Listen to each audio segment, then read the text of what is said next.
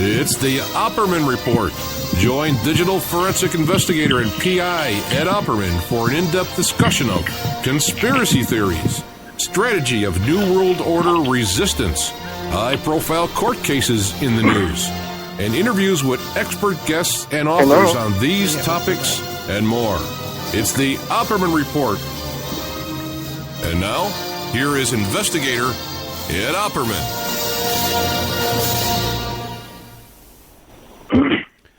Okay, welcome to the Opperman Report. This show is brought to you by Audible.com. You go to audibletrial.com/Opperman Report. You sign up for free, get yourself free audiobooks. I don't know if you get one free audiobook or you get free audiobooks for the whole month, but you get some free stuff there. Sign up for free, you get free stuff. Tonight, we're doing one of our special broadcasts. It'll be available, it's live right now on Spreaker.com. It'll be available later on tonight on iHeartRadio and YouTube. It's playing live right now on Stitcher.com, on MyStream Radio, and on TuneIn.com. And then it'll go into rotation on all the stations, whoever want to pick it up. Para X Radio, Penny Entertainment, Late Night in the Midlands, High Point Radio, or any of the old gang. A couple announcements I want to make real quick is that finally, thank God, we've gotten the members section back up and running. Thanks to some help from Sean Duffy. Sean Duffy's a loyal listener. Always has some great comments, sends me a lot of nice emails all the time. He's a subscriber, he's a supporter. And he's in this band. Go to his website here. Let's see if I can find it real quick. I had all my notes ready to go, but you know how these things go when you're live on the air. Okay, his website is strawmanmusic.com, and it's Sean Duffy, and I guess that's the name of his band, is Strawman Music. And what he did was he helped us out. We finally got the password to the members section there, and he was able to upload all the shows for me. So we got 3 brand new shows up there. I think 4 brand new shows that have not been up there before. One is Claire Kewen, who's does a lot of research for Jim Fetzer. And we did a show about Paul is Dead. It was our second show about Paul is Dead. We have another show coming up about Paul is Dead. Then we had Kathy Scott, and we did a show about the fascinating serial killer Robert Durst and all his wild activity. It was funny because the same day that we were doing the show, some video came out on this guy about how he went into like a CVS pharmacy and started peeing on all the candy at the checkout counter. You know, here's Robert Durst, this billionaire real estate guy, is accused of killing all these people, and he walks into a pharmacy. Oh, my God. I know. And then, we got a really good show. One of Kif's guys he booked for us is Doug Valentine, who wrote the book about the Phoenix program. And Doug loved this interview. Whatever we did, he really enjoyed it because he's been talking about it to all different people. I keep getting notices saying about how Doug enjoyed the interview so much, and he's been sending me little background information ever since via email. So thank you, Doug, if you're out there listening. And he wrote the book about the Phoenix program, and we discussed about how it's gone on into the Iran-Contra and this dope smuggling and all this stuff like that. Interesting thing that came up in our interview was he discussed how he went to Colby's house and he interviewed the CIA director, Colby, on a friendly basis, kind of like snuck in there with him and got all this information out of him. But he said that he still has all the recordings of his interviews with the CIA director, William Colby, and all these CIA guys that were intimately involved in the Phoenix program. So he has all this, and it's out there, it's available, and I'm going to be putting up a link to that as well. Then we had Neil Sanders. There's another brand new show. We did a show with Neil Sanders about mind control, and that went very well, very good as well. But tonight, we have an emergency broadcast because before I get to that, by the way, I just want to give a shout-out again to Dave McGowan, our good friend of the show, Dave McGowan. His website is Center for an Informed America, and Dave's undergoing chemotherapy, stage 5 cancer, or stage 4 cancer. And so we want to give a shout-out to Dave, ask everyone to keep praying for Dave. And also, too, if you can go to his website, Center for an Informed America, and give a donation, because Dave's not working now. His brother's taking care of him. And, he can't work, so he needs to pay his rent and he needs to pay his bills. And so if you can send a donation to Dave McGowan at the Center for an Informed America, that's his website, we'd really appreciate it. I know Dave and his family would appreciate it. And he's been a great friend to this show and a great source of research throughout the years. Groundbreaking stuff that Dave McGowan's put out there. His book is called Weird Scenes Inside the Canyon. There's a link to that book up on the Opperman Report blog. He wrote another book called Program to Kill, which is probably the best book on serial killings throughout the country. And he believes that there's an organized satanic cult behind all of them. There's a thread, a conspiracy throughout all these serial killers, these big famous serial killings that you always hear about. And great work that Dave's done. Also, understanding the F word, which is fascism. And Dave is an anti-fascist. And it seems like nowadays, if you're an anti-fascist, your lifespan is shortened. You know, you don't have the same life expectancy as others out there. And speaking of anti-fascists, we have two great heroes of mine. My producer, Kif Davis, who's a real street fighter. You know, he's out there putting his butt on the line almost every day, man, as far as I know, out there protesting and demonstrating. And then we also have Mike Bluehair from Portland Film the Police. From Film the Police, Portland, yeah. Hey, how are you? Hey, dude, how are you? So who wants to go first and introduce yourself? No, let Keith go first. Keith, tell us who you are.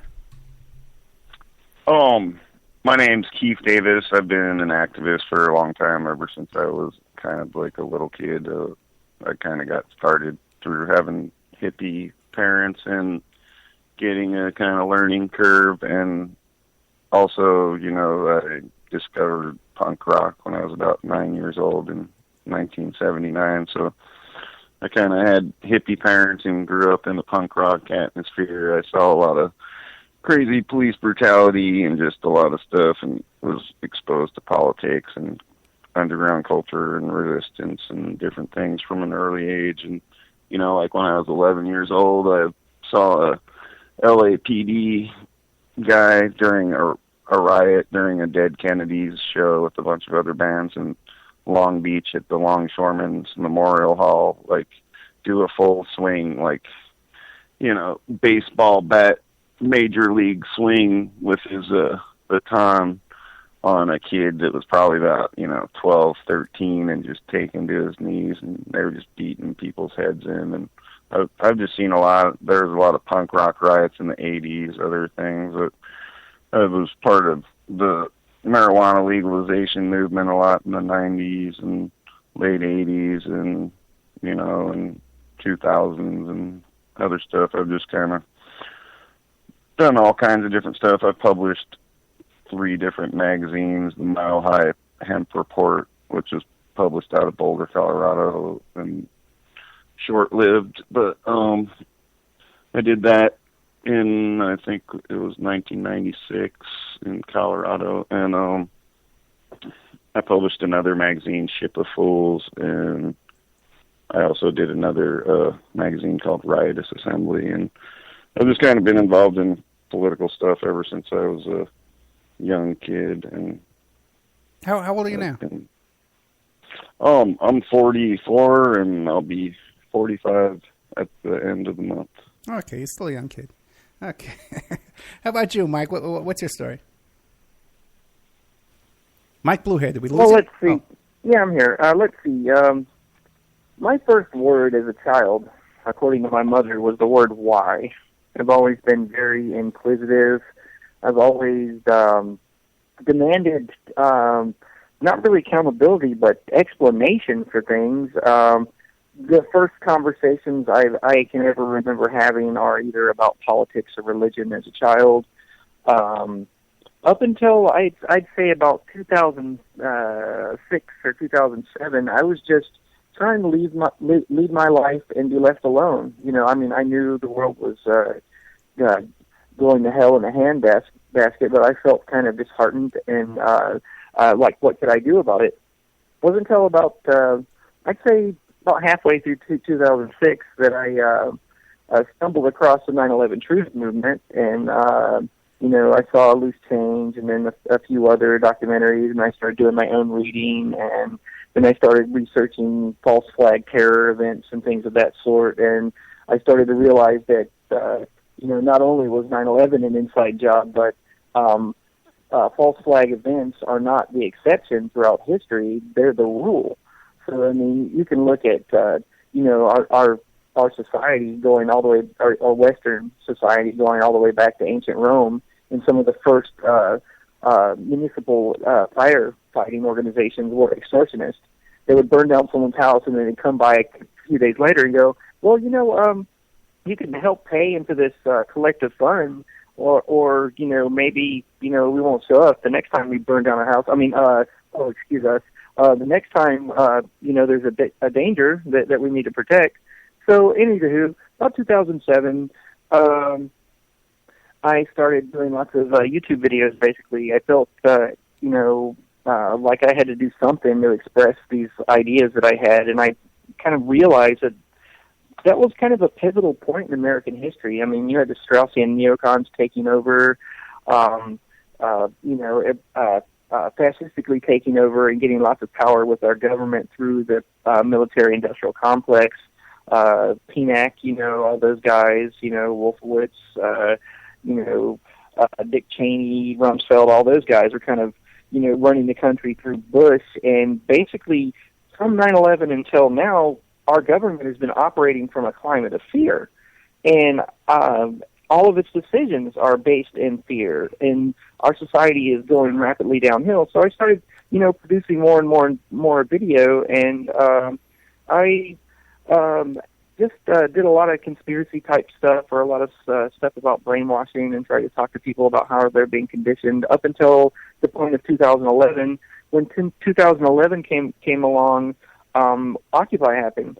And for me, what Occupy was you could finally see the people in your community that cares enough to actually try to do something. Maybe Occupy got it wrong, but I was able to see in one place everyone that still had some passion in their belly to do something. So I became heavily involved with Occupy.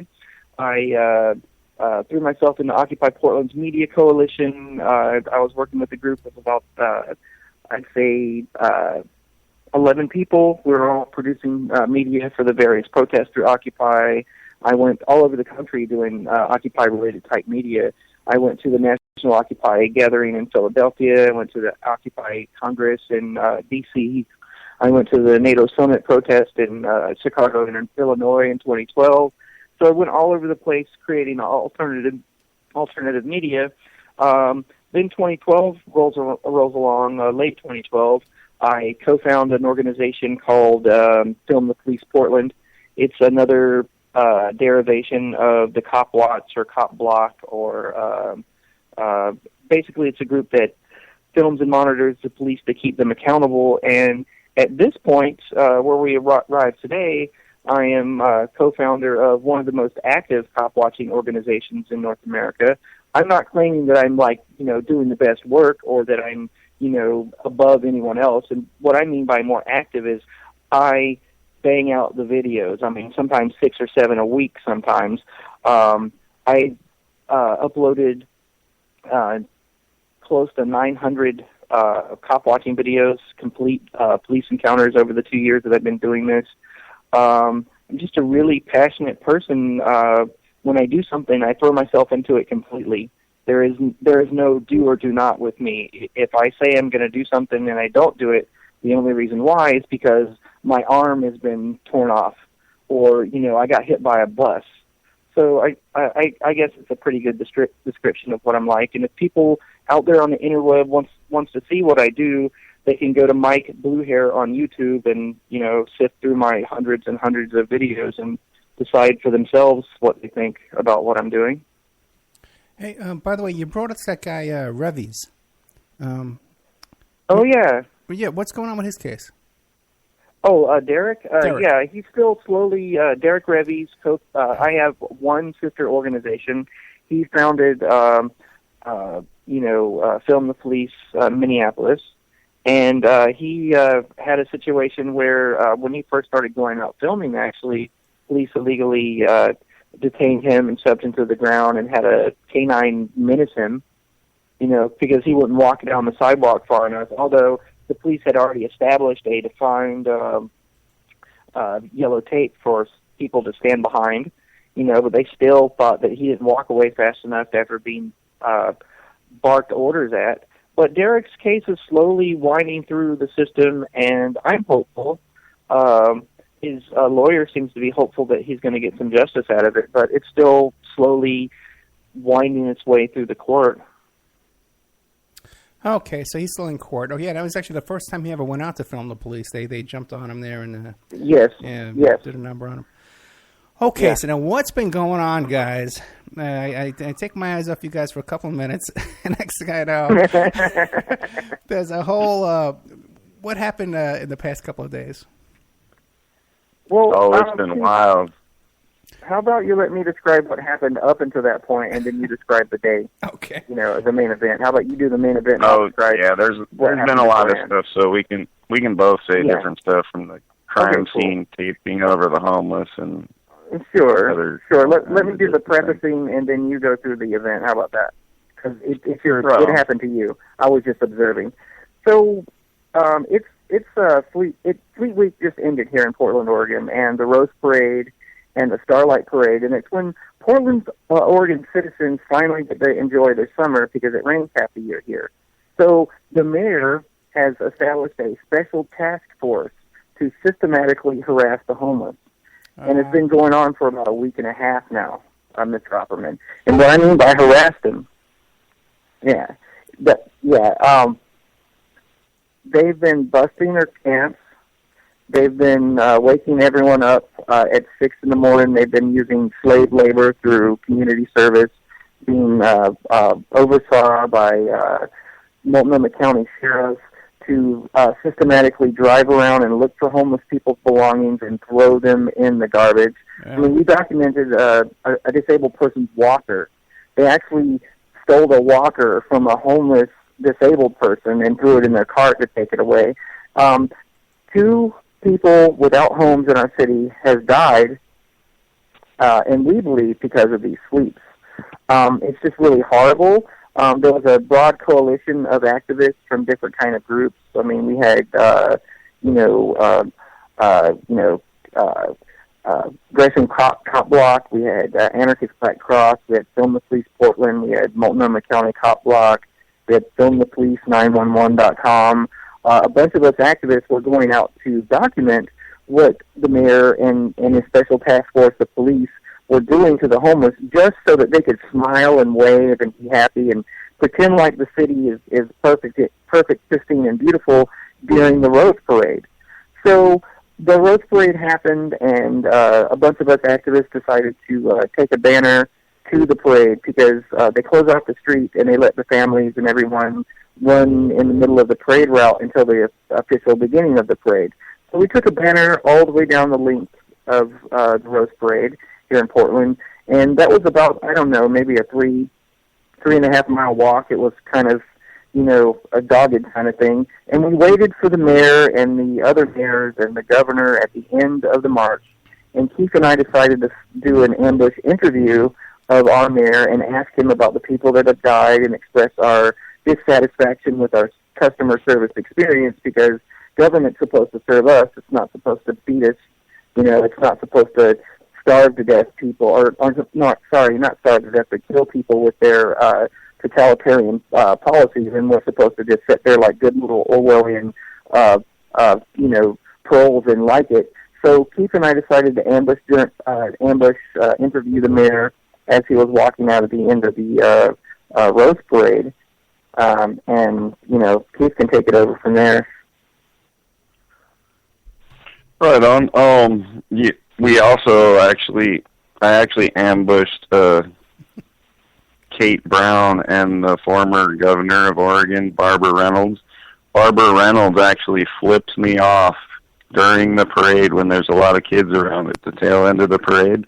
I was asking about how her friend, Terry Bean, who was the largest Democratic campaign fundraiser in Portland, who has raised money for Charlie Hales, our mayor, the new governor, Kate Brown, Obama. He's raised hundreds of thousands, if not millions, for Obama. You can see clips of him being thanked by Obama. Just put Obama and Terry Bean, or look up Terry Bean 15, because he's having sex with a 15-year-old and he's currently on trial. So I got Barbara Reynolds to flip me off, and then I saw her stop with the governor, Kate Brown. I ran 2 blocks down with Mike.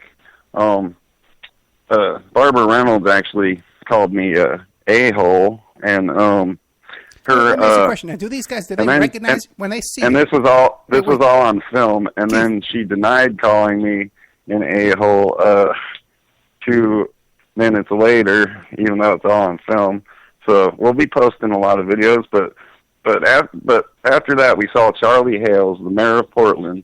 I confronted him, and I was like, "What's going on with all these sweeps against the homeless, Charlie Hales? You need to stop this stuff." You know, during the Rose Parade, you can set up tents starting Friday at 9 a.m.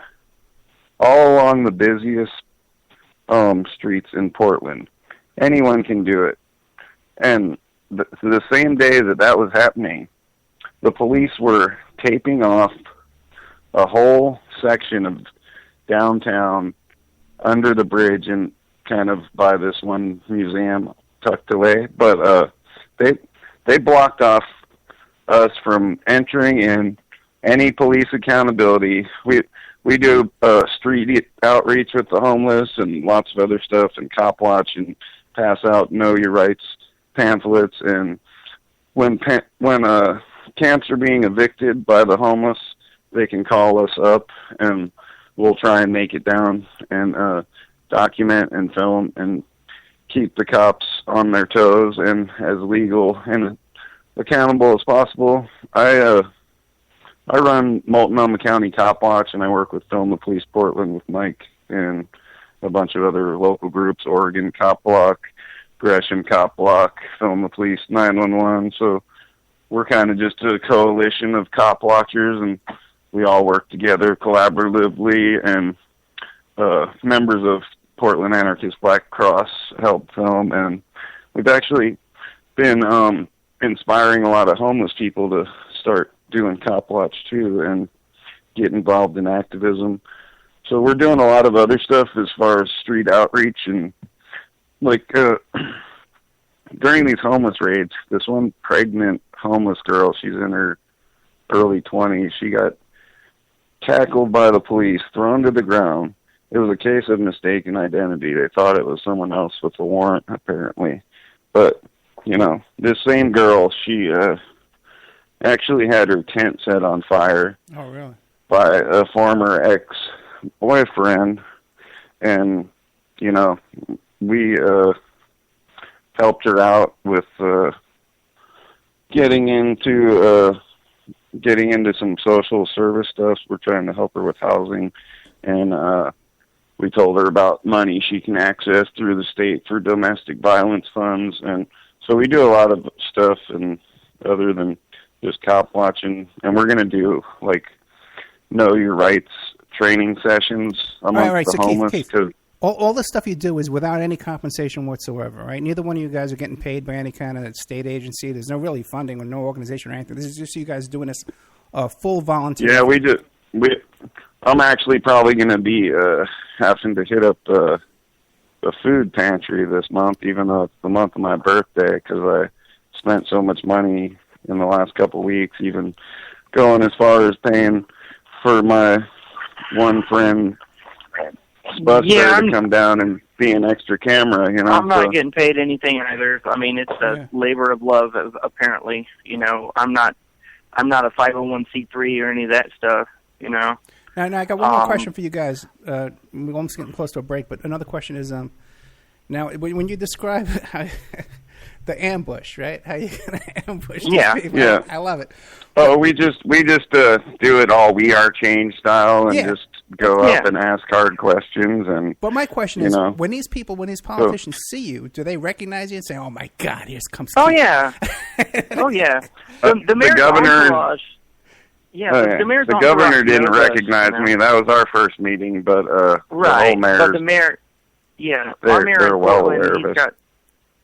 Yeah, he's got. I these bullhorned guys the mayor just like a couple weeks ago and got excluded from City Hall for you could find, just put my name Kif Davis in YouTube and you'll find that video, and put in Kif Davis ambush and then you'll find this video. I'm well known. I love watching basically Keith work. I do. Yeah. So after we ambushed Barbara Reynolds and Kate Brown, we saw Charlie Hales and we started to say, hey, what's up with these sweeps, two people have died during this sweeps so far. One of them was a veteran, actually, who was clean and sober, who does a lot of volunteer work filling food boxes, even though, he's homeless himself. He's out there helping the community, and he dies in the streets. And these are the type of people that are getting victimized by Charlie Hales. There's in the city of Portland and all the business community and all the gentrifiers and the big real estate people. And, they're just, people can set up tents all along the parade route the same day they're evicting the homeless. So I confronted Charlie Hale about all this stuff. And I said, what's up, and he's all, not now, not now. And I was like, yeah, now, we're talking, and all his little cohorts and buddies and people from the mayor's office started trying to block my view, tell me, get away, this isn't the time and this isn't the place, and and I just said, yeah, it is the place, and I basically just followed him and tried to ask him hard questions about all the different stuff going on, and he just kept pretty much trying to ignore me and not talk about it. And all his people from the mayor's office were bullying me, getting in my shots, trying to push me out of the way, doing stuff like blocking the pedestrian route. When I'm trying to walk down the street, they just stop all of a sudden and block me and try and insulate me from asking any more questions to the mayor. So I'm running down the street trying to talk to him. I'm talking to the mayor. I'm about 5 feet away from him. Then his buddy, this mayor from Waterloo, Oregon. Well, wait. He runs. Before we get to that, because we're coming up to a break in a couple of minutes. So let's get back to that when we come back from the break. But a question I wanted to ask you guys is, from my perspective, I'm down here in Henderson, Nevada. I'm in, near Vegas. So I've never been to Portland, Oregon. But it's my impression that that's a pretty leftist town. There's a lot of hippies up there. How is it that your government doesn't represent the people? They're basically just little fascists that say, we're Democrats, but they're basically just business-led fascists, just like how Obama is a fascist little business dictator spokesman for Corporation of America, It's a neoliberal town, meaning they're the same way that they're the same kind of liberals that Bush was a conservative. I mean, if you look at what happened with government agencies turned into these massive compounds of combines of huge, industrial-sized vacuum cleaners just sucking up money, and government just bloated. We have a plutocratic system here in Portland, Oregon, and it's mostly through the water bureau's completely fascistic and corrupt.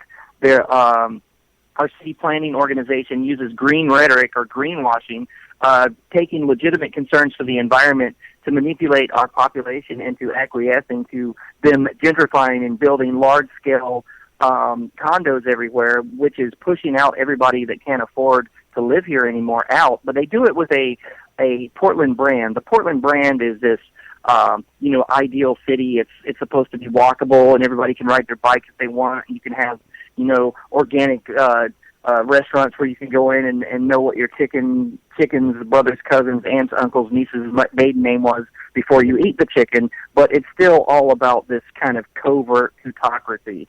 So and there's a lot of nature and stuff here, but it's only Hitler-style nature. We got nice green forests, but it's not a green place. It's not. We don't got a green there. My point though is the majority of the people though are like-minded to you and me.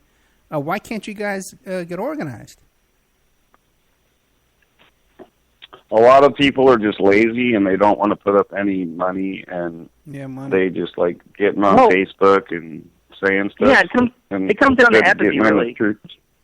Like apathy. It's amazing. Like when I was 12 years old, I read 1984, and then when I was like a year later, when I was 13, I remember I read Brave New World, and I thought to myself, I just really, really hope this doesn't happen. It's so horrible.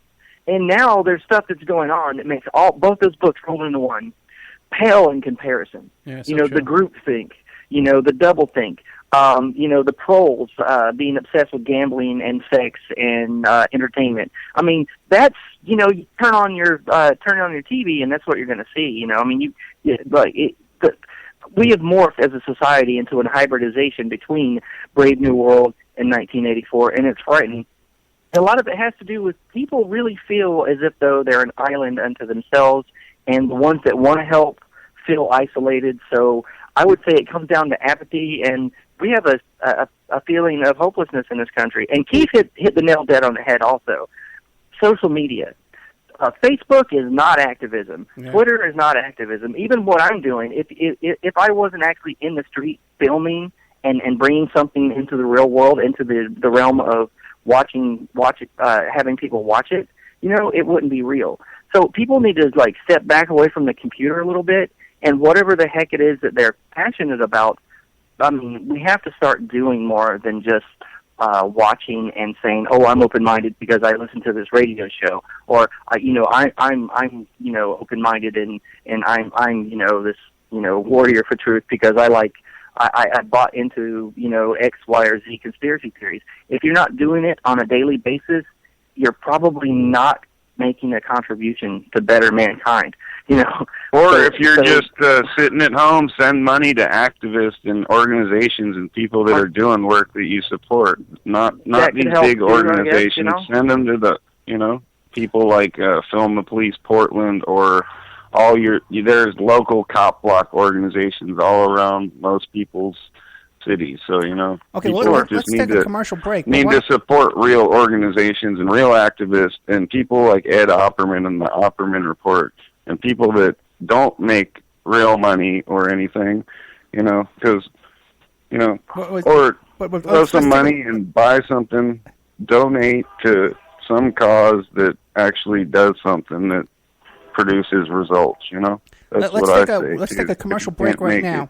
But why don't both you guys give out your PayPal addresses if people want to support Film the Police Portland or support the work that Kif Davis is doing out there?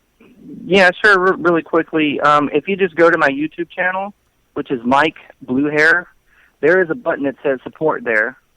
And if you don't want to throw some money in my support button, just watch my videos. I do have my channel monetized, but I have to make a whole lot of views to make any money. Yeah. So that's two ways you can support. Watch my stuff, share it with your friends, or hit the support button on the YouTube channel called Mike Bluehair. And Keith? Right now I actually don't even have one of those, but I am probably going to set up a GoFundMe account to maybe replace my camera, since it was, and I might actually be able to raise $400. So I'll send you a link when I make a video and stuff like that about that. And okay, and we'll put it up on the blog. Get a good camera back, but that's about. Let's take a quick commercial break. It's about 4 minutes long. We'll be right back with more of this. We're with Kif Davis and Mike Bluehair from Film the Police Portland. We're talking about how Kif was attacked by a mayor last night. A mayor went crazy and went after Kif. They were ambushing. There was an ambush going on, but the ambush backfired, and Keith got beaten. So we'll play a little message here, about 4 minutes, and we'll be right back after this. And now a word from our sponsors. We are listener-sponsored, and we appreciate your donations. If you like the show, please visit OppermanReport.com and click on the donate button, or you can donate directly through PayPal at OppermanReport@gmail.com. We have Mike Ray of InfinityHomePlans.com. He's the host of Parlay over at CJ Mars Radio, Thursday evenings, 8 p.m. Eastern Standard Time. If you need custom home designs, stock plans, or 3D work, he's your one-stop shop for home design and drafting needs. Mike Gray at InfinityHomePlans.com. at infinityhomeplans.com. If you're looking for essential oils, stop by and check out Essentially Tammy on Facebook. She is a young, living essential oils independent distributor. These are 100% therapeutic grade oils. They help support the body's natural functions. You can visit her website posted on Essentially Tammy to see the current deals, or email at jocotami, JOCATAMI at yahoo.com, or call 352-239-8546. 352-239-8546.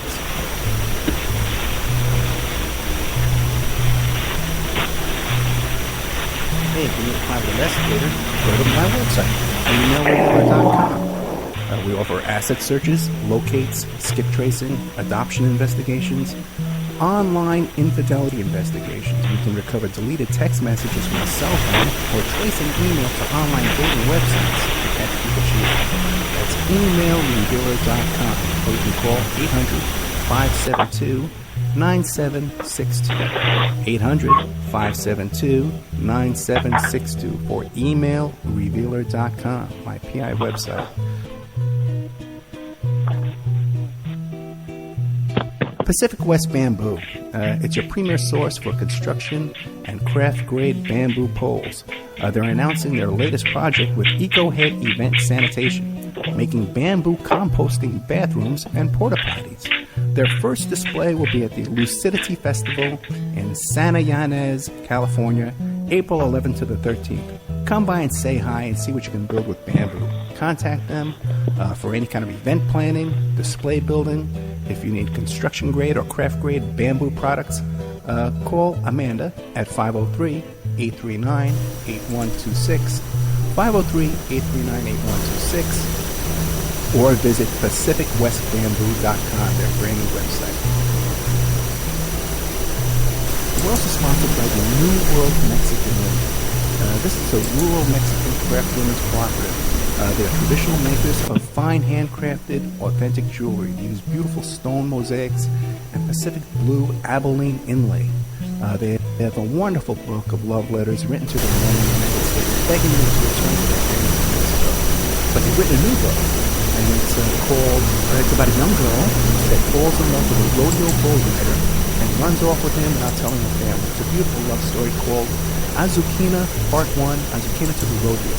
You can find their books and jewelry by clicking on their banner ad at OppermanReport.com or by Googling New World Mexican Women.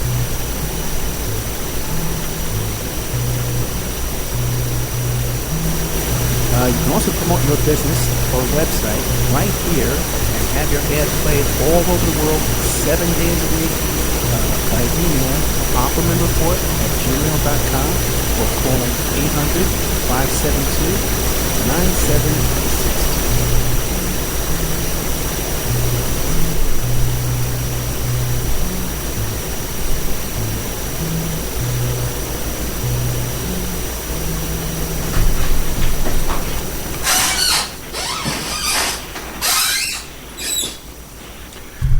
Welcome back to the Opperman Report.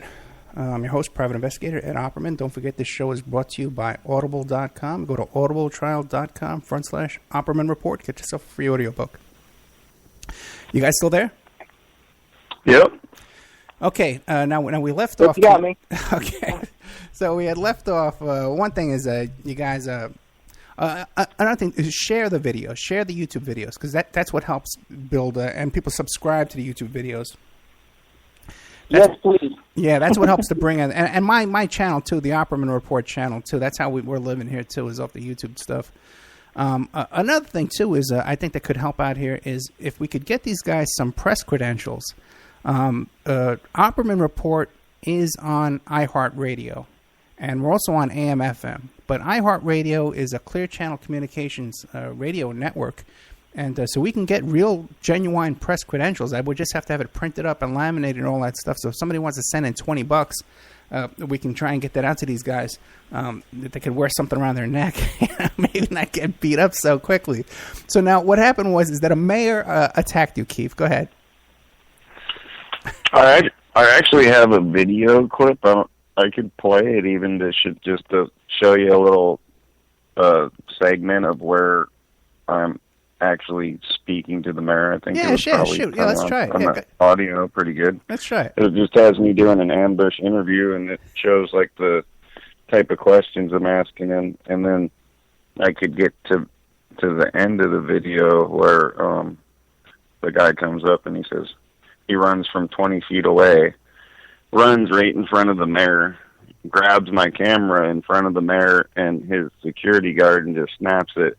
So he ran like a football player from 20 feet away and said, "You want to know what? I feel threatened," and grabs my camera. So, really? And snaps it. So I can play a little bit of the clip, though, with Charlie Hales and the ambush interview, and then that'll show context. All right, play it. Let's do it.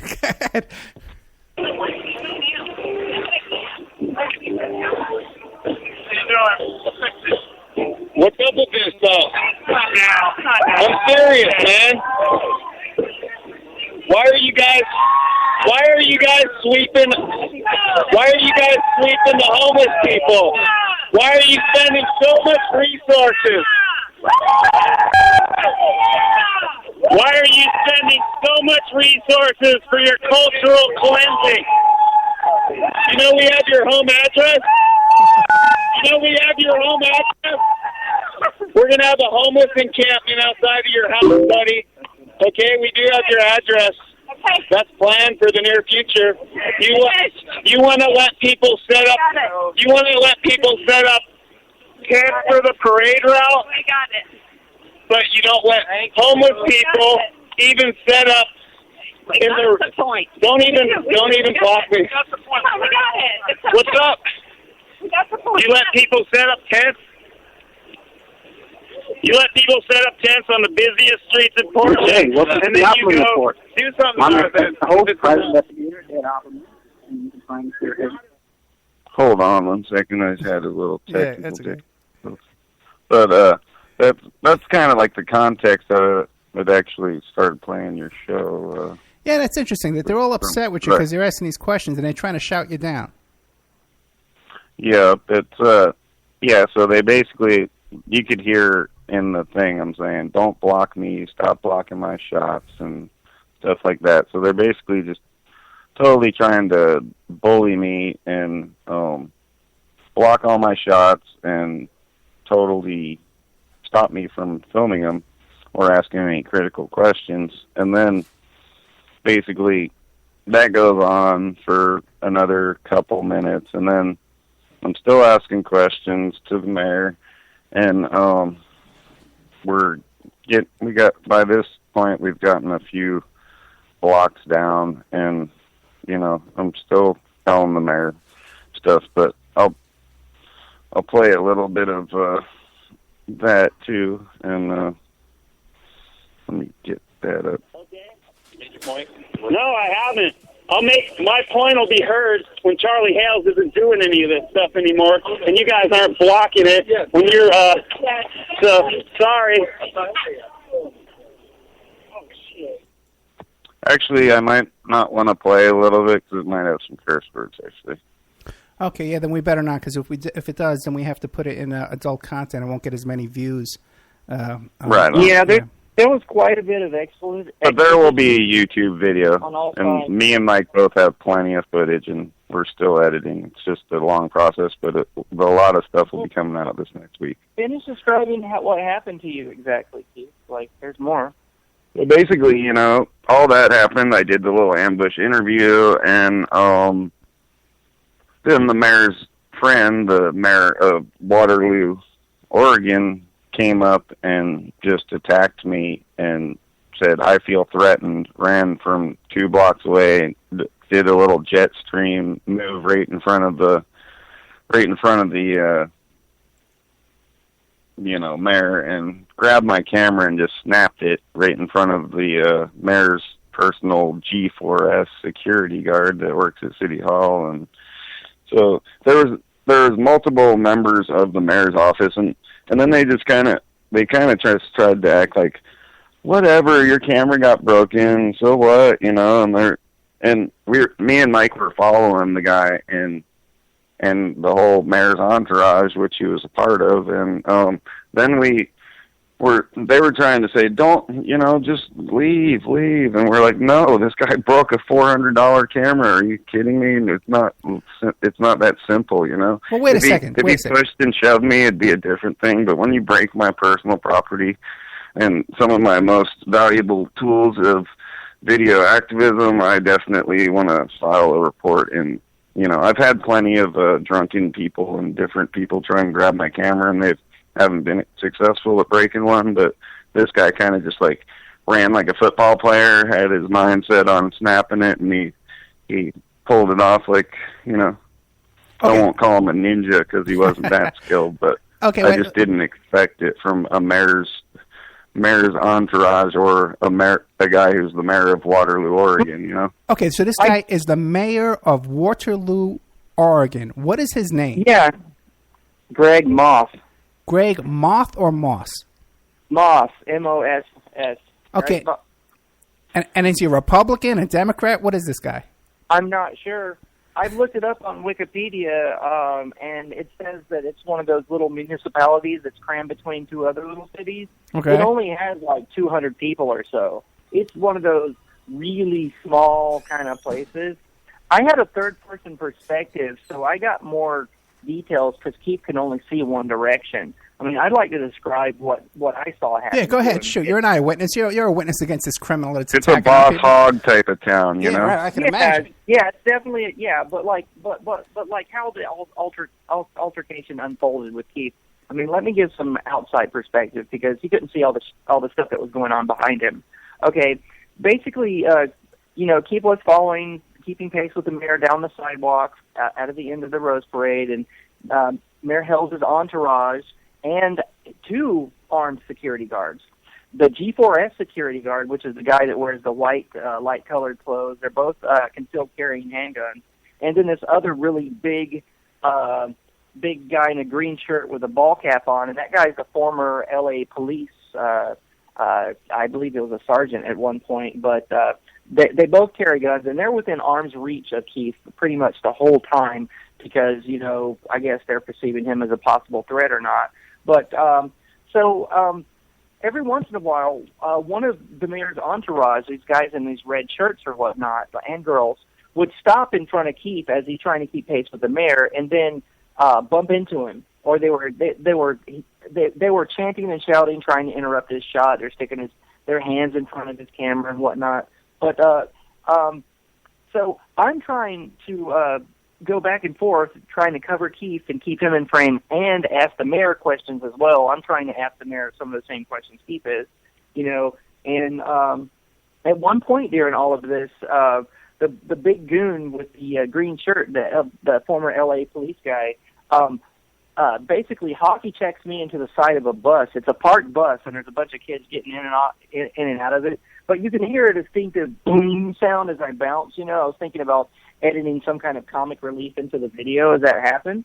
But then we followed the mayor a little ways, and then Keith is surrounded in a circle and pushed against the wall, right? He's kind of up against the wall, and that's one of the guys in the red is kind of just kind of stopping and not letting Keith walk backwards. And what I see is that just what Keith described, the mayor of Waterloo runs up and he grabs Keith's camera with two hands, right? And he twists. He's like twerking. He's turning the camera one direction with one hand and another with the other, and just tears it, right? And then grabs Keith. He puts his hand over Keith's head and neck and pushes Keith's head down. And Keith struggles to push away and get away from the guy. And there's no way Keith could escape because he's surrounded by these people. So they made it impossible for him to move. And then later, as we walked away from that altercation, Keith and I started screaming, asking him his name and whatnot, and we called 911. Keith didn't remember a couple things. I just went through the footage. A heavyset woman literally slapped Keith's camera out of his hand and onto the ground at one point. He didn't remember that because he told me on the phone. Remember, Keith, he told me that you had a lot of adrenaline and you didn't remember that part.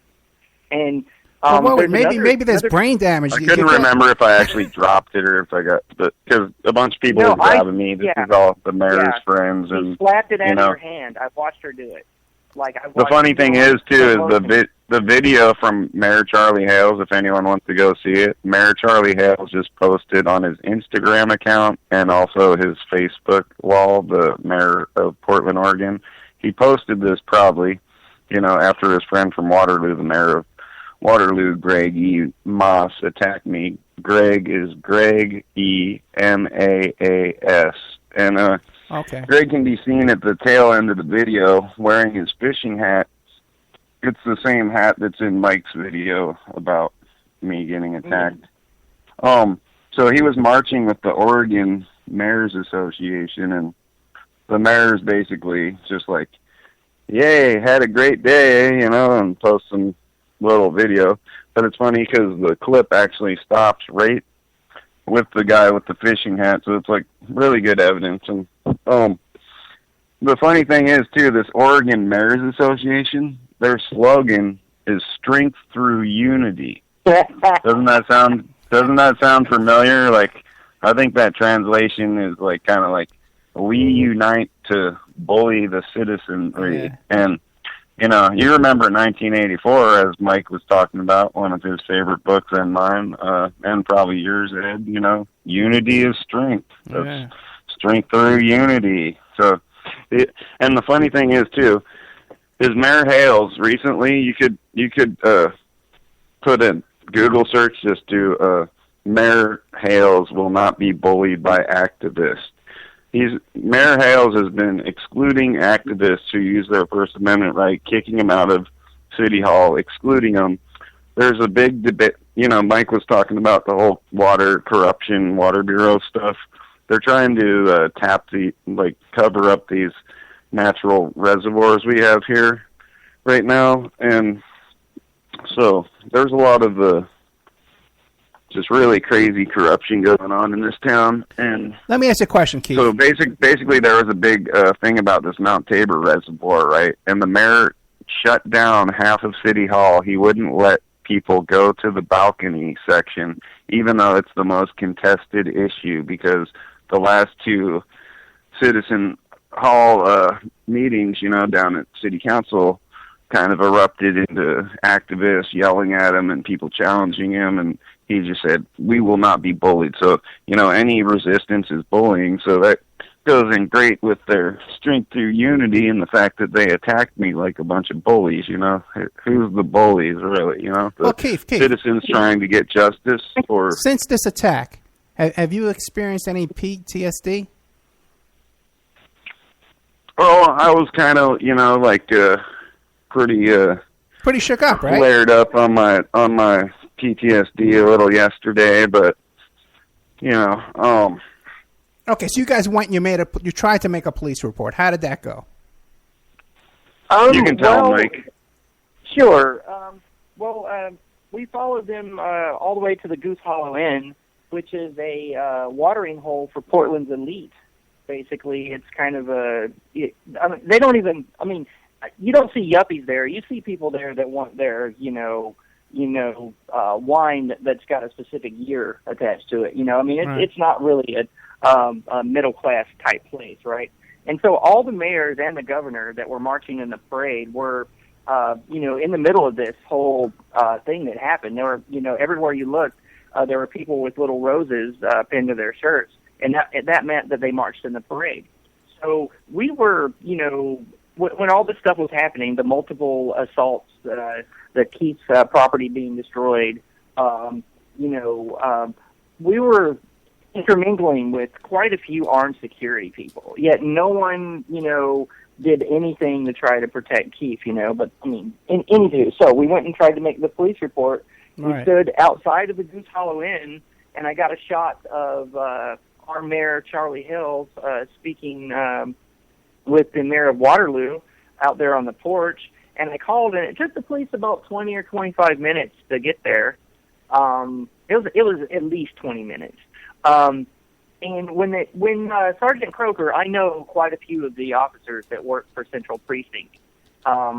on a first name basis because they're my subjects. I study them. Okay, let me interrupt you again. Hunt them with a camera. So Sergeant shows up. Mike, were these regular cops or were these like sergeants that came? They knew something was up when they came. We got a sergeant that first arrived on the scene. We had a supervisor arrive. It was Sergeant. Oh, see, right. Supervisor shows up right away, right? And 2 other regular patrolmen came, a female and a male. But Croker walks up, and the first people he starts talking to are the people in the red shirts, which are Mayor Hill's staffers, his entourage. He starts talking and getting statements from them, and I'm the one that called 911.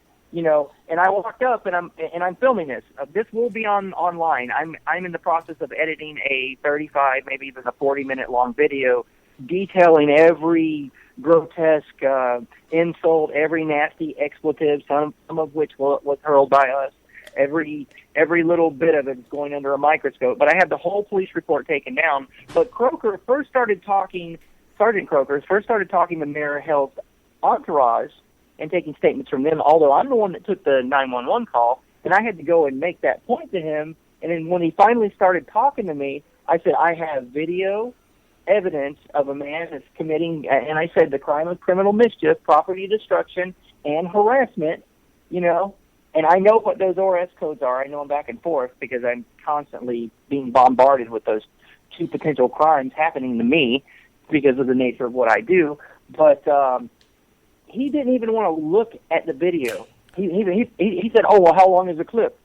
At first, he said, "Oh, I want to see the whole video in its entirety." And I'm all, "Well, it's about 20 minutes long because I have a really long take." He's all, "Well, I can't stop in the middle of the Rose Parade to see that." I'm all, "Well, I'll fast forward to the part to where the criminal activity starts." And then he's all, "Well, I'll just forward that to the district attorney." I'm all, "No, I want you to look at the video." So I had to insist on him looking at the video. And then he tried to further reiterate that Keith was he mentioned Keith was blocking the sidewalk for a second. And then he's all, "Well, I'm good." And then Sergeant Croker told me that he's just going to have this female officer take my statement, and if the DA decides to do anything with it, then something will happen. I'm all, "No, I have people on all sides of the building with cameras making sure that he doesn't scurry off. We know exactly where he's sitting at the bar. I think he's the mayor of some small town or something. He's committed the crime of criminal mischief and harassment. Ticket him, at least give him a ticket. I want you to take a statement." What now? At least give him a ticket. They almost didn't interview him and put his name and what happened in the public record. Okay. Not until Bob is another activist that films the cops. Bob mentioned to me right in front of Sergeant Croker, and I'm crazy enough to do it. I mean, I'm crazy enough to walk through all this, or try to attempt to walk through all those armed security guards. There was just a lot of armed people standing around. I mean, you could see, I know when someone's carrying because I can see under their clothes, and also they wear security badges, for Portland, Oregon. Mayor Hills has 4 armed guards, and I know them all by sight. But anywho, not until Bob suggested to me that I walk in there into that elite little restaurant and perform a citizen's arrest and say, "I'm detaining you here until law enforcement arrives," although there's, boatloads of cops. The governor was in that restaurant, and about 5 or 6 mayors from all over Portland and their security. So Bob mentioned the citizen's arrest, and I'm all, "You know what? That sounds like a really great idea." And when I said that, and Sergeant Croker knows me, he knows that I'm not effing around. I was about to just hand my camera off and walk through there and grab him. Then Sergeant Croker decided that he was going to send in someone to take a statement from the other mayor. Although I had just shown him a video clip of him grabbing Keith's camera, and we're not even kidding, we're not exaggerating one little bit. He puts both hands on Keith's camera and twists in opposite directions. Wait, does he throw it to the floor, or does he break? What now? Does he throw Does he throw the camera to the floor, or he just breaks it with his hands? No, it was strapped onto my hand. He just grabbed the side screen and twisted it back and forth and bent it a couple different ways. Right. He grabbed the body of the camera with one hand and the screen that was folded out with the other, and just twisted in opposite directions. And it shattered the screen internally, and you can see his hand just slipping off as it breaks, because I blow it up in slow motion for the amusement of the YouTube people and hopefully the district attorney and Keith's lawyer. But yeah, I had to threaten to walk in there and make an even bigger scene, and they didn't want to make this any worse than it was, and I was willing to go in there and bleed over it. I mean, I would have walked in there and tried to make my way through his rather large armed security guards to try to get to this guy and perform a citizen's arrest. I didn't care. I was going to do it. And you don't actually have to walk in there to make a citizen's arrest. If you're in front of the cop, all you have to say is, I am making a citizen's arrest right now, and that cop really has to.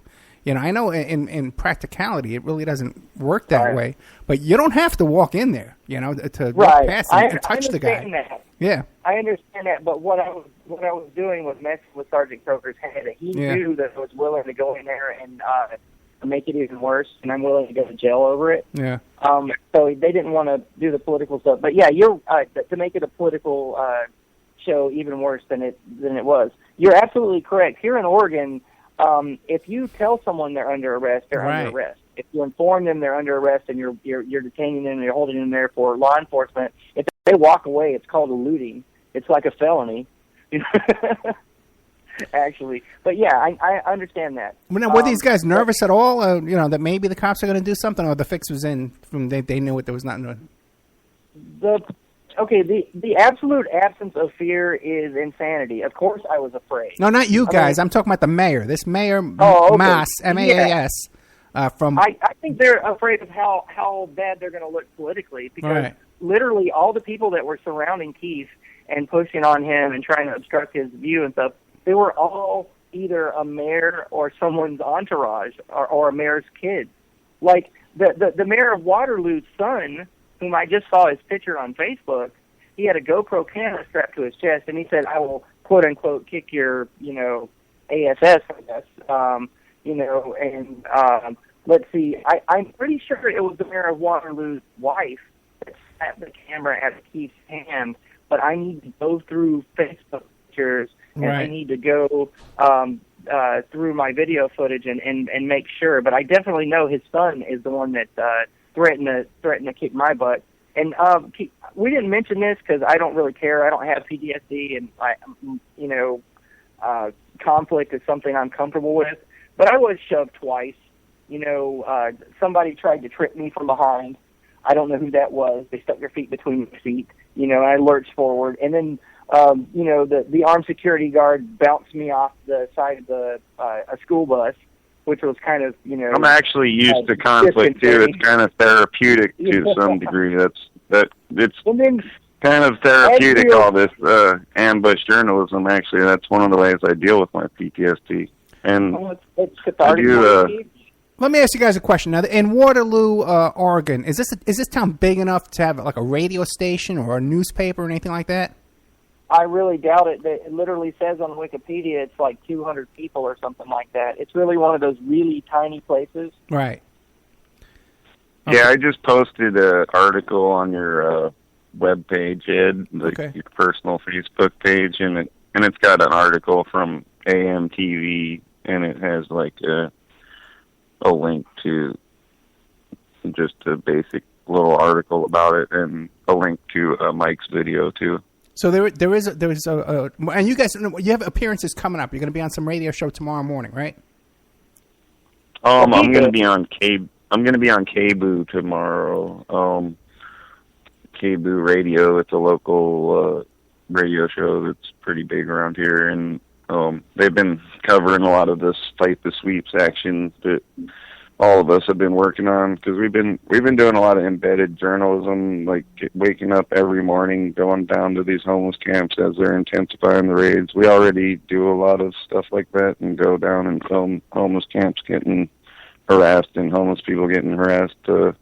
But specifically, they've ramped it up for the Rose Parade, and they have all this money set aside to clean the homeless people out and all this other stuff. So we've been getting up every morning doing this stuff. It's part of this group, Fight the Sweeps Portland, or Fight the Sweeps PDX, and it's part of it's basically a coalition of like members that Don't Shoot Portland, Multnomah County Cop Watch, Portland Anarchist Black Cross, Film the Police Portland, Film the Police 911, Gresham Cop Block, and my organization, Multnomah County Cop Watch. So we've been putting in a lot of hours, kind of running on overtime, and we've filmed a lot of different stuff. I haven't slept in a week. Yeah, we've all been getting horrible sleep. Like, there were some days, like, I had to make this big banner that we marched in the parade and a bunch of signs and other stuff, and I literally got about 1 hour to 1.5 hours that night. But I've been drinking these drinks, Viso, made in Oregon, and they're kind of like natural energy drinks that are organic, and they really get you going and keep you alive to at least stay on your feet, Now, this Waterloo mayor, do we have like his phone number of the mayor's office down there where people can call up and voice their objection to this attack? No. You could probably find it online pretty quick. Looking for it right now. My computer's really slow. But this is outrageous, man. Now, what about now? Well, I'm sure I do want people to remember that I'm gonna be uploading to YouTube in the next day or two a 30 or 40 minute long video complete with all this stuff, like a very detailed account of what happened. And I will document the 3 times that I think crimes were committed against Keith. I know Keith has a pretty good video of me being shoved. I went down on one knee, actually. Like, when I'm following the mayor of Waterloo into the Goose Hollow Inn, I stray on this private property, which is their parking lot. And one of Mayor Hell's security guys, a really big guy, the LAPD guy, he used to work for LAPD, put his hand on my shoulder. And dude, I'm average size, I'm like 5'11", I weigh 190 pounds, so I'm like, in the middle weight class. This guy was about, 6'4", 6'5", and about 230, 240, and he shoves me on the shoulder and like pushes me down on one knee, and like he says he's got pretty good video of that, but he's one of the mayor's main security goons, and he works for G4S, who also run the Israeli torture camps and rape kids and rape women at Palestinian checkpoints and do all kinds of stuff, the same type of rectal feeding and Gitmo, Guantanamo, CIA torture tactics. These guys are the mayor's chosen security guys. So, hey, you know what, he's guys? got mercenaries working right by him, and there was mercenaries from G4S that G4S security. Hey, Big Keith, right there. Tell Ed's audience about the banking, the Colombian. About how our city. Wait, 1 second. Portland, Before we get to that, we do a lot of business with HSBC. We are highly invested in them, and they were busted, as you know, Ed. We're trying to get that one guest about the whistleblower about the HSBC, where they were money laundering for Hamas and Iranian terrorists, and also Mexican drug cartels. And I've talked to the mayor and said, why are you guys doing business with these? And having G4S security that run these torture camps and doing business with people that money launder for Mexican drug cartels and terrorists, can't you find a better company to invest in, And, in this town of Portland, Oregon, we actually have a really huge heroin epidemic, and a lot of it's brought in by the Mexican drug cartels, and a lot of the meth that gets here is from the Mexican drug cartels. So a lot more people die from overdoses than murders. There's probably about an average of 25 murders or so, 30 murders a year here, even though there is shootings. Luckily, a lot of the people that get shot don't die. So we have an epidemic of heroin and meth and all this other stuff and other things. And the Mexican cartels do a lot of that stuff. So basically, the mayor has no problem dealing with banks that money launder. We just did a show on Friday with John Potash about the war, the drug war, and how they drugs used as a weapon against us, and how the CIA uses drugs and drug addiction, drug smuggling as weapons against activists and people. John Potash, that's the show we just put on Friday night, and we discussed the HBSC as well. But I just found here on Facebook, the City of Waterloo, Oregon, has a Facebook website page. There are only 45 people that ever visited this page. So I think they're going to get a lot more visitors after this. Now, coming up on June 9th at 7 p.m., they're having a meeting at the Waterloo City Hall at 31. And everyone's invited, guys, at 31140 First Street, Waterloo. It's at 7 p.m., June 9th, 2015. Now, you can email the mayor, the City of Waterloo, just City of Waterloo, LOO, at centurytel.net. And their phone number is, they have a phone and a fax. Their phone number is, it's probably the mayor's cell phone, okay? It's 541-451-2245. You can fax them at 541-451-3133. Now, this is the City of Waterloo that is harboring a criminal at the very moment now. This mass. There was just a situation where there were 2 escaped murderers, and they shut down a whole town. They had like 1,000 cops over there. We need to send a couple of those cops over there to Waterloo, Oregon, to track down this mayor and bring him to justice. Maybe if there's any bounty hunters out there that want to track this guy down and bring him back, they have their own Facebook page. And all our guys, everybody's listening to the Opera Report tonight. I'm going to post a link to this show if I can get it on there. I think I can as a comment. And let's see, let's all visit this page on Facebook and show them that we do not like them attacking our producers. And hey, can you read that mayor's phone number again? I'm writing that down. Yes, I can. His phone number is 541-451-2245. And their email, perfect, thanks. Yeah, City of Waterloo, LOO, centurytel.net.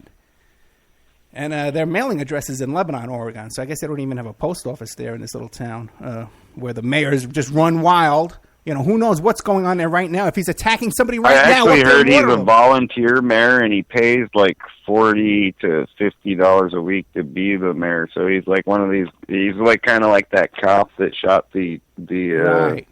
guy in the back not too long ago who was paid to go out and run around and play cop, Yeah, that insurance. So this guy actually pays for his power, supposedly. That's at least what someone that is, I'm pretty sure, a reliable source, Oh, and, I forgot the comic. Oh, go ahead. Just quickly, I forgot the comic relief part. One of the guys that's with the mayor of Waterloo, as Keith's camera is being broken, he says something that reminds me out of a line that should be in Deliverance. He's all, "We're from the country. We don't put up with that crap." And like right as his camera's being broken, it's just so creepy. It totally reminds me of Deliverance. The funny thing about Oregon too, in Portland, which is really corrupt, is our mayor is also the police commissioner too. So as his dual position, and he's sitting there having lunch with the guy who just broke a citizen journalist's camera, and the police are basically harboring him, not even wanting to write a complaint about it. So the mayor's the police commissioner here too. He's a dual position type of guy that is totally drunk and out of control with his power. And I've talked to a lot of these cops too, actually, and they, a lot of them really don't like his policies. They don't like dealing with the homeless people. They think that social agencies and other people are much more qualified and that they should be fighting real crime. And I've told a lot of them, actually, about how, our city does business with HSBC, who launder money for Mexican drug cartels. And, I tell them, those are the same guys that like to chop off police heads and make shrines and all this other stuff, So having a mayor that's the police commissioner that is so dirty that he feels just perfectly safe about doing business with HSBC. He sees no moral conflicts there or any conflicts of interest, even though he's doing business with HSBC, because they make a lot of money. It's a good investment. So so a lot of these cops, they're actually really kind of mad at the mayor about this, how he's doing business with HSBC. So maybe in the future they might start not following all his unlawful orders and go on strike and start fighting real crime. If they have complaints, maybe they should do something about it, other than just complain.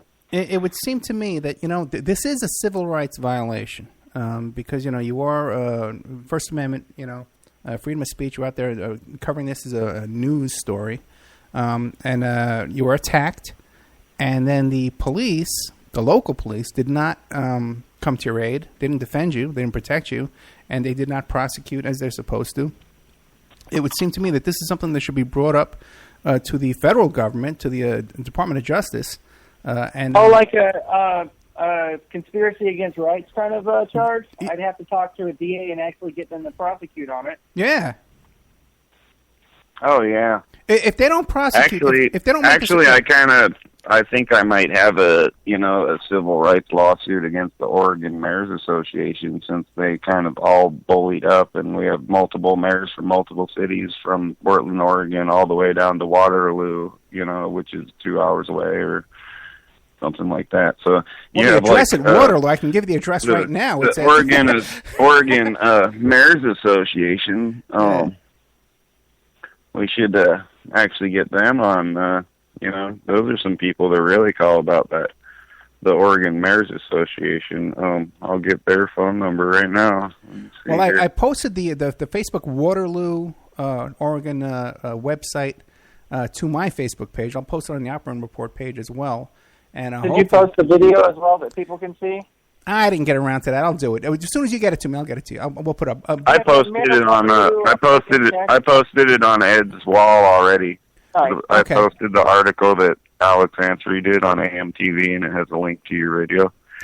But this Oregon Mayors Association, they're the whole, part of the whole gang of, the Strength and Unity folks. The Unity is Strength 1984 Association, the Oregon Mayors Association. They're at 1201 Court Street, Northeast. 1201 Court Street, Northeast, number 200. That's in Salem, Oregon, 97301.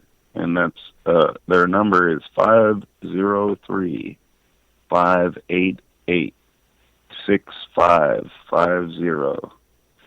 And you can just go to their website too, www.oregonmayors.org.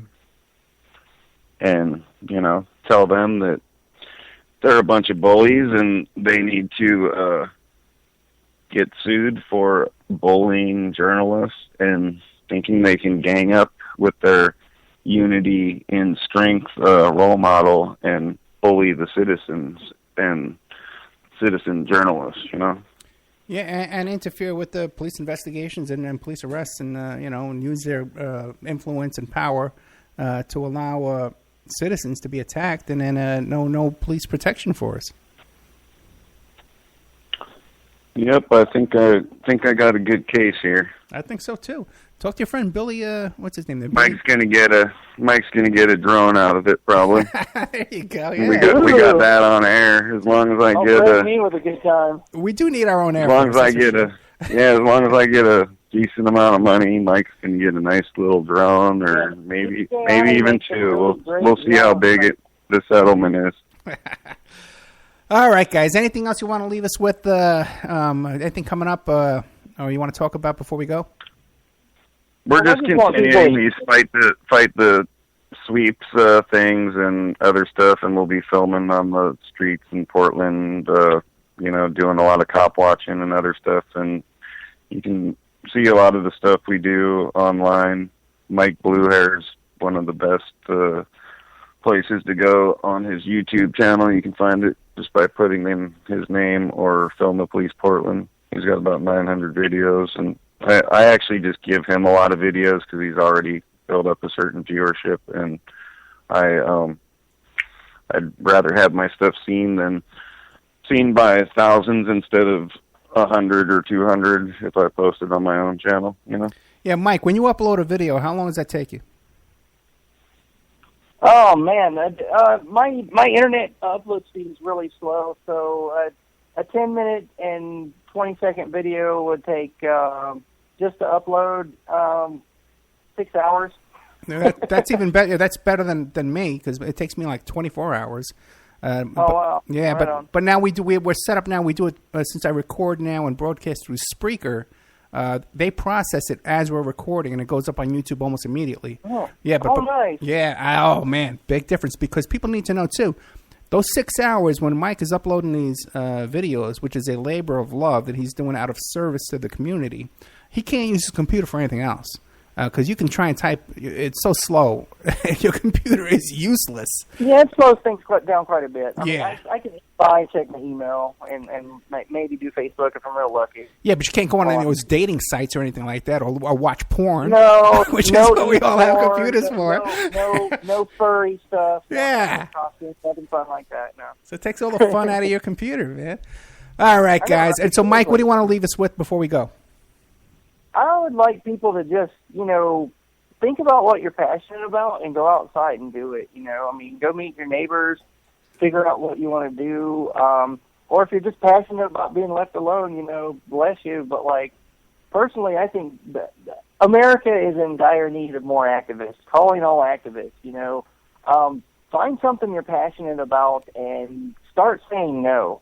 We've been saying yes to government so long that we're being conditioned to be servile slaves.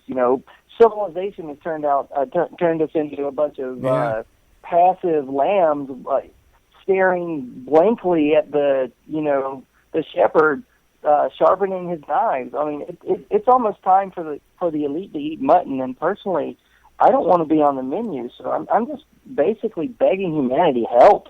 Don't help me if you don't want to. Don't participate with what I'm doing. Start your own stuff. The planet is in desperate need. Free humanity is in desperate need of more activists.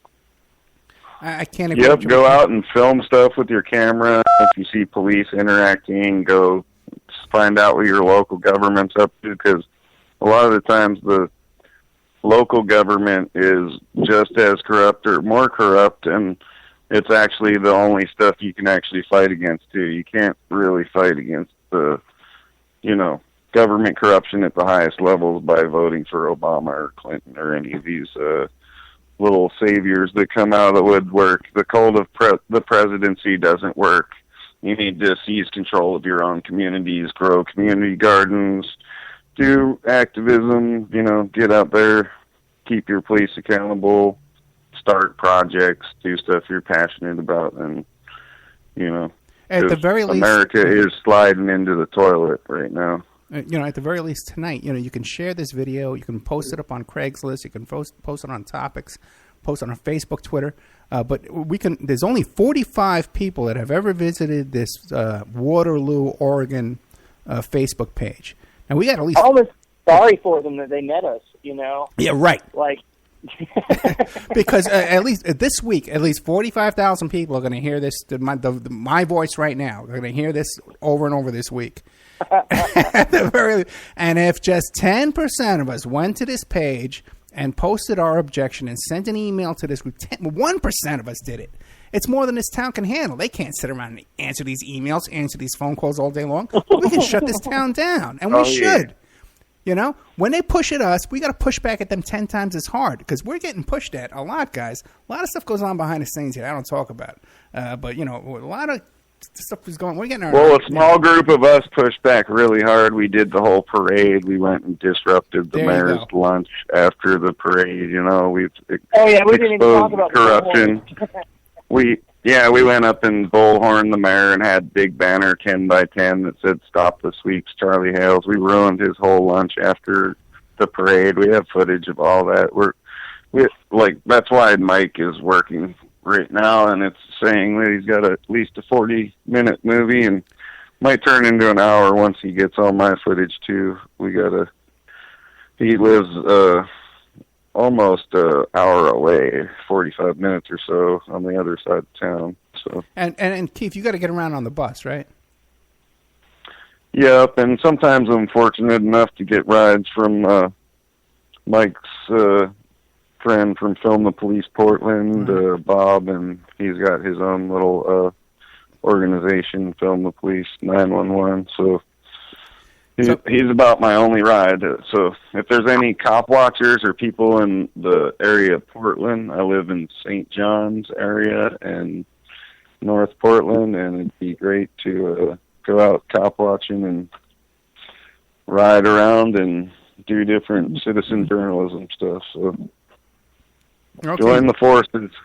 We've got a bunch of homeless people doing cop watch now and all kinds of stuff. I just realized there's something that I have to do. Are we getting closer to the end of the show? Yeah, we're going to end right now, okay? Guys, thank you so much for coming on. We had Mike Bluehair from Film the Police Portland, and the Opperman Report producer, Kif Davis. People got to know, too, that, by the way, about Kif Davis, is that so many of these shows you listen to, I don't always get a chance to thank you, Keith, for all the work you've done for this show. This show would not be where it is today without Kif Davis. That is 100% true. I would say a good 50% of the shows we've had on here have come booked through Keith and his inspiration and his participation and recommendations of guests, and helping us find these guests. Some of these people he knew already, and he helped us get. So I would say he's the people who are all you guys out there copying this show and you watch who I'm booking, and everybody gets floods them with requests the next night. Even sometimes during the show, my guests are getting flooded with requests. Just hire Kif Davis, man. I can't afford to hire him. You guys hire him, man. You got a better show than me. Yeah, you're 90%. You can find me on Facebook too. It's just KIF Davis, and if people send me friend requests, I'd pretty much just accept from everyone because I'm kind of a public figure, so I post whatever, and I'm not trying to hide. I'm not one of the cockroach politicians or people that are scared of cameras and stuff. So feel free to friend me or check out the stuff that's on my walls and all the different stuff we're up to and things. All right, guys. Thank you so much. Okay, man. Next time something comes up, give me a call right away. We'll put you right on. Right on. Thanks, Ed. Good night, guys. Thanks for having us, man, and have a great day, man. Thank you, brother. Good night. All right, so there we had Kif Davis and Mike Bluehair, two friends of the shows. Good old Kif Davis. Like I said, I can't thank him enough for all the work he's done to help produce the show and recommend guests and help us find guests. We're all tuned into the same kind of thing, that's for sure. And good old Mike Bluehair, man, another guy out there filming the cops all the time. Great orator, he loves to talk, and a great guest. And we actually got him a show on one of the stations that we were on previously. But then when we got kicked off that station, all the people that we had all lined up to go on that station, including my daughter, got kicked off that station. And, all this great talent out there, we have to find a place to put them. Because this is great talent, this is great activism, this is the kind of stuff we need. One more time about how to contact these Waterloo, the city of Waterloo. They got a madman running around the city of Waterloo. He's the mayor, running around attacking people. 541-451-2245. That's how you can call them up and complain about this madman they have running around. You can email them at the City of Waterloo, LOO, at centurytel.net. Okay, send them an email, guys. Do me a favor. In fact, when you send them an email, CC it to me, to oppermanreport@gmail.com, so I can see what you're telling them, and we can put all this stuff on the air and show them that we're not going to be pushed around, okay, like they think they can push us around. This Facebook page of theirs only has 45 likes, okay? We can flood this thing with 1,000 posts tonight, okay? I posted the article that Keith sent me about the Waterloo mayor breaks camera of activists at amtvmedia.com. And I posted that on there. It's already gotten 1 like. So we need to jump on this and show them that we are not to be pushed around. I want to thank again Sean Duffy from this band. Let me see what the name of that band is again, man. Sean Duffy, he's a musician, and he and his guitarist got together and helped us out, put up the the stuff with the members section, because the members section was pretty much dying. We're getting complaints all day long, night and day. And let's see what the name of this guy's band is. His website here, strawmanmusic.com. And you can check out some samples of his music. We're going to have him on in a couple of weeks. He couldn't make it tonight. We're going to have him come on and do some stuff for his band there and play some of his music and just thank him on air for... oh, you know what? It's not Duffy. It's Sean Duff. Sean Duff. Oh, my God. If you guys only know me, I'm up at 5 o'clock every day, man. I am so freaking exhausted. It's not even funny. But I all night long, I've been saying this guy's name wrong. It's Sean Duff. I think he even wrote it wrong. Oh, my God, Sean. So sorry, man, okay? But it's kind of better because people remember you better when you make a mistake and you make a fool out of yourself on the radio. Okay, because it's something to think about. So don't be too mad at me, okay? He's probably going to log into the website now and delete everything now, all the stuff he put up there for us. But we got some new shows up there with Doug Valentine, who wrote the book about the Phoenix Project, and he was really happy about the interview. I tell you that. He's been sending me information behind the scenes, and then we had Kathy Scott about the Robert Durst case, and I think we discussed some stuff on there too. I don't think she's ever talked about before. Claire Kewen, we had her on there. If you can't make it through that interview, just listen to the last 10 or 15 minutes when I made some comments on there that I'll probably regret, but they're out there, so let's hear them. Then the other one was Neil Sanders. Okay, fascinating guy. I think he's from the UK, so from Ireland, something like that, from Europe. And we did a little interview there, and really interesting stuff, too, about mind control. Coming up, I've been working on booking some guests about the West Memphis 3, and these are going to be going into the member section. And one of these guests, it will be a historic guest. He's never been interviewed before anywhere, okay, and he's a big part of the trial. And he's agreed to come on the show and give me some time. He's going to go into the member section.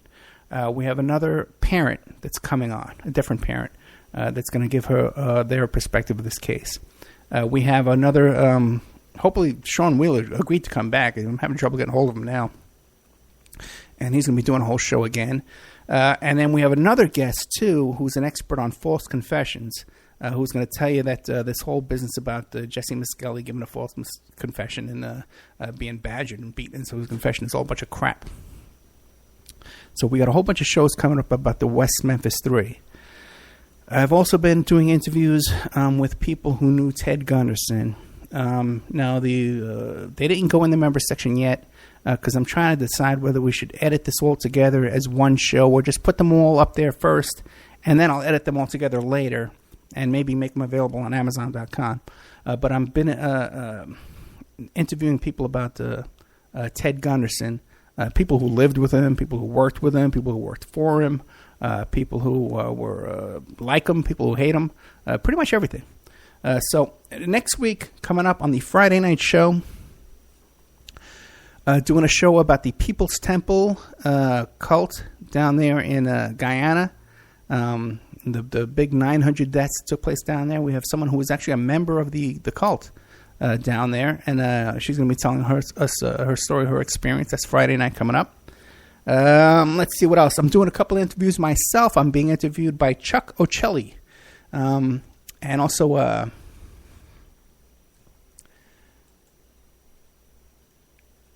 this other guy, oh my goodness, I forget his name. The last name is Stecker. Oh, Tom Secker. And from the Boiling Frog website, very well-known guy. And he's going to be interviewing me in the upcoming week as well. Then also, too, good old Dylan Wade, the 15-year-old truther, is going to be interviewing me. I'm going to be doing a show with him. I believe I'm going to be taping that on Saturday next week. So we got some appearances coming up. Let's see what else. That's about it. I'm exhausted. You have no idea. Don't forget, we appreciate your donations. If you want to make a donation, oppermanreport@gmail.com. It's the PayPal account.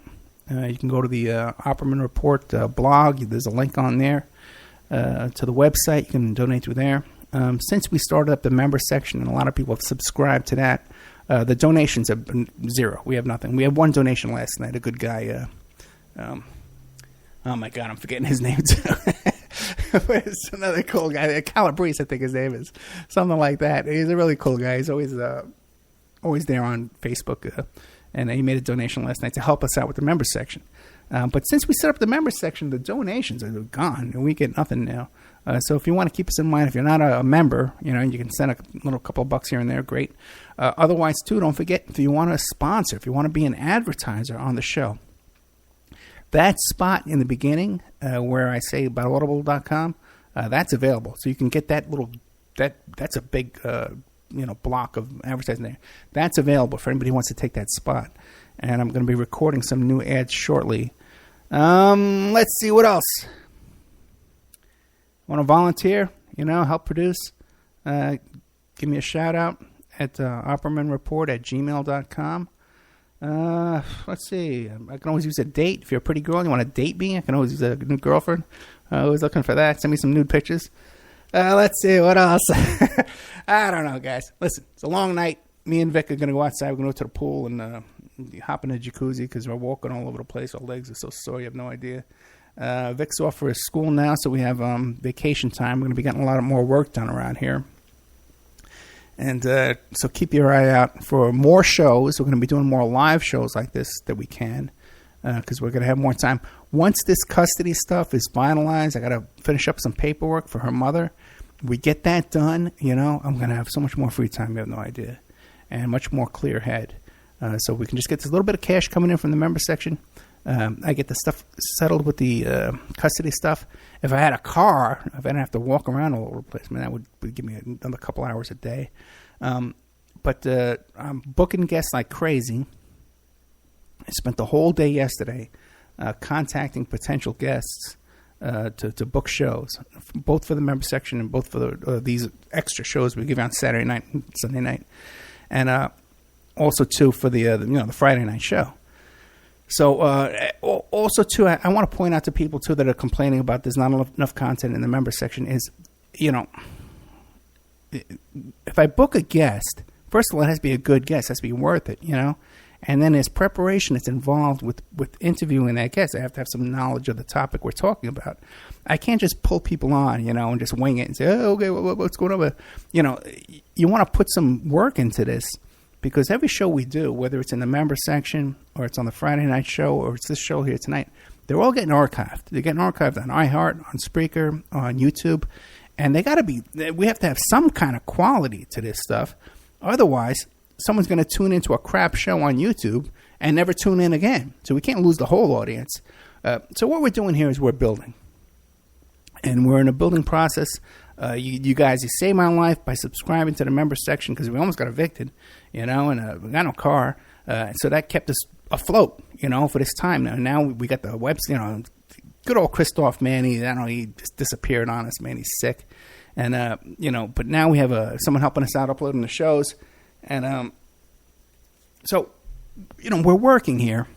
And behind the scenes, too, the kind of attacks we're under here, there was a huge censorship deal that we just had to face in the past couple of weeks where these right-wingers who run the rating system just totally sabotaged us, man, and just being just total jerks, and really trying to sabotage the show. And, even people that are supposed to be on our side and truthers and, we want to get the truth out. This is about the truth and getting the information out to the people. Oh, my forgiveness. They're all jealous because we have sponsors and we're doing stuff and we got a member section. And then we're actually, building something here. So, they're sabotaging us too. So there's going to be a lot of big changes coming out in the next couple of months. There's a lot of stuff I'm sick of and we're just going to focus in a different way. I'm also picking up a bunch of new stations coming up too as well. It's just a matter of being able to upload the show to all these different stations and producing them on Friday night and everything going through my Sam broadcaster. Because the night that we had Springman and Craig on, the guy with the one guy who was talking about how Obama's a CIA agent, and the other one was a State Department talking about visas for Al Qaeda. That night we got a virus through the email, and the only thing that virus attacked, the only problems we had, man, was Sam Broadcaster, the broadcasting software, and call notes. Nothing else was damaged. Nothing else was touched. And even when I was reloading Sam Broadcaster, there were a lot of issues, and I had to do like a little hack to get that up and running. So very interesting. The kind of pushback that we're getting these days. Other stuff too. I don't want to give too much attention to, but that you should know that this is. Someone was saying, making a comment saying, "Oh boy, it must be so exciting to have people, excited about your shows and enjoy the shows." There's a lot of bull crap that goes on behind the scenes here. It's a lot of work. It's a lot of crap. Some of this isn't worth it. Okay, but we're moving ahead here. Who else is going to talk about Mike and Keith tonight? Who else is going to put John Potash on and that kind of stuff. And who else is booking? No one else. No one else in alternative media, the awakened truthers, are booking this FBI agent talking about the anthrax case. No one else booked him. He's available. He'll talk to you. No one cares. They want to talk about vibrational frequencies and UFOs and who knows what. Raising your density. I can't even figure out what they're talking about. Scalar density vibrations, That's what they want to talk about. It's a bunch of crap. They're awake and they're aware and they're this and they're that. They're full of crap is what they are. It's a bunch of... All right. One more thing I wanted to say before I went. Dave McGowan. Dave McGowan is not just a friend of our show, which he is, but he's out there putting his butt on the line in a big way. He's been doing research for years and years and years and putting his work out for free. He's got 3 books out there, Programmed to Kill, Weird Scenes Inside the Canyon, and Understanding the F Word. And Dave was diagnosed with cancer. He's undergoing chemotherapy. He needs our prayers. He needs our support. He needs our financial support. And his brother Craig needs our financial support. Craig, here he's taking care of his brother, who's in dire need. And some jerk comes along and slashes his tires. Now we got to go out and buy 2 new tires. What the hell? So if you can go to Dave's website, Center for an Informed America, and make a PayPal donation to Dave, that would be great. If you can buy his books, these are great books, man. Weird Scenes Inside the Canyon is a great book. Everyone knows it. Everyone talks about it. We had John Potash on Friday night, and a huge contribution to his book came from Dave McGowan's research. So keep in mind, keep him in your prayers. If you can send some money, a donation, great. If you could buy his books, great, And keep our buddy in your thoughts and prayers. Good night, guys. I'll see you Friday night. Unless something comes up during the week, we do another show for you spontaneously, like we did tonight. Maybe Keith will get attacked by a governor. Or maybe Keith will get attacked by a president. Who knows? Or a city councilman. Who else know who Keith is going to be attacked by next? But either way, man, these guys, I love you, Keith. I love you, Mike Bluehair. Good night, all. I'll see you next week.